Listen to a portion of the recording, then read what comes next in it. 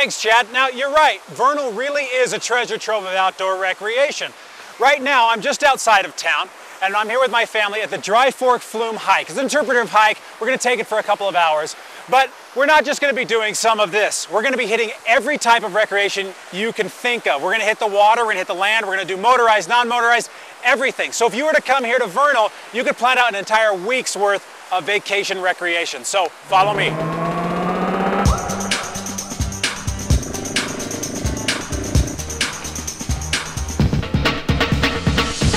Vernal, Utah. Another small town in the middle of nowhere, right? Well, once you get to know this hamlet on Highway 40, you'll likely change your mind about that. Okay, let me tell you a little bit about Vernal. Vernal is the county seat of Uintah County. Vernal is a beautiful little town. You ought to see Main Street. The flowers that are planted along Main Street are just incredibly beautiful, and we're renowned all the way across the United States just for our Main Street.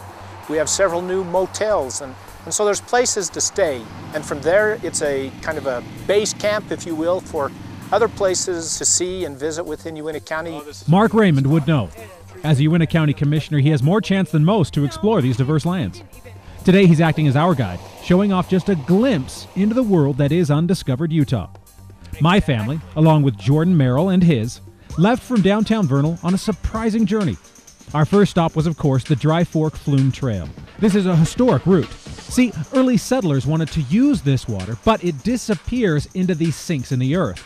The flume was built as an elevated ditch, an attempt to channel water past the sinks where it drained. But it leaked so badly it washed away its own towers.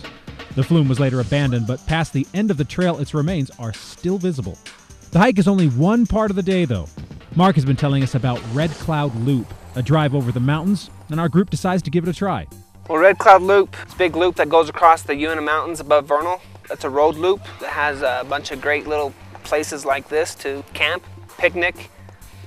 We've gone camping here several times. We've gone fishing quite a bit. I take my boys up fishing. When it's hot, nice and cool up here, and you can relax. The loop is beautiful, and it opens up an entirely new area that I never knew you could explore. Camping can be reserved, or you can just get off the beaten path and find a spot for your family. That's what we did, and after a picnic lunch, we were off. The thing that always gets me about this area is just how much there is to do within 10 minutes of downtown.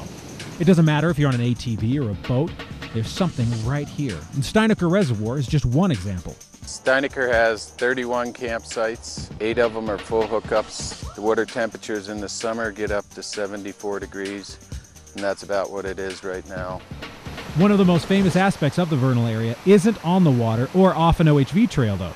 Dinosaur National Monument is something to behold, and for the past few years, the Visitor Center has actually been closed while under construction to fix structural problems. In October, the new and improved center will open once more, with an even broader range of historic and prehistoric artifacts to encounter. Before, where we just focused on the paleontology of the area, now we're actually kind of focusing more on the other resources. I mean, we'll still have the quarry exhibit hall and focus on the paleontology up there, but also to let visitors know there's a breadth of cultural history here going all the way back to the Fremont people. I mean, we find petroglyphs and pictographs over 1,000 years old.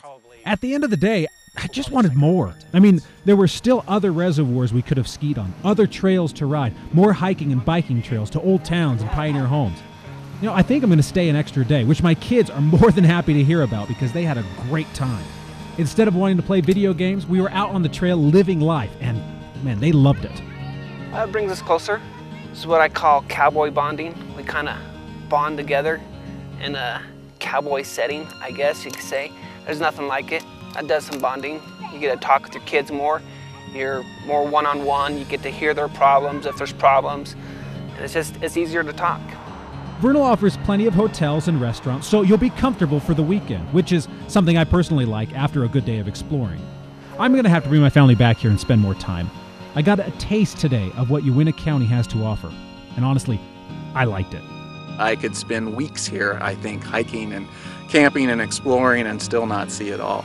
There are many places, many things to see and do here in Uintah County. We just love it. And I think once people get out here and see what we have to offer, that they'll be thrilled with what there is here and that they'll come back many times and just really enjoy themselves as they bring their family out here and their friends out here. It's a great place to visit. So there you have it, a small town in Utah that you can come to, spend a week or more, and enjoy all of the activities that you really want to. Now, if you want more information on Vernal, you can go to undiscoveredutah.com, that's their website. You can find out about hotels, restaurants, and about things that we weren't able to show you today because we really just scratched the surface. We're gonna have to come back here in the coming months and show you more about what Uintah County has to offer. Well, I'm Stephen Hume. We gotta take a commercial break right now. When we come back, Chad Booth sees dead people, and Darren Kinder has our product review.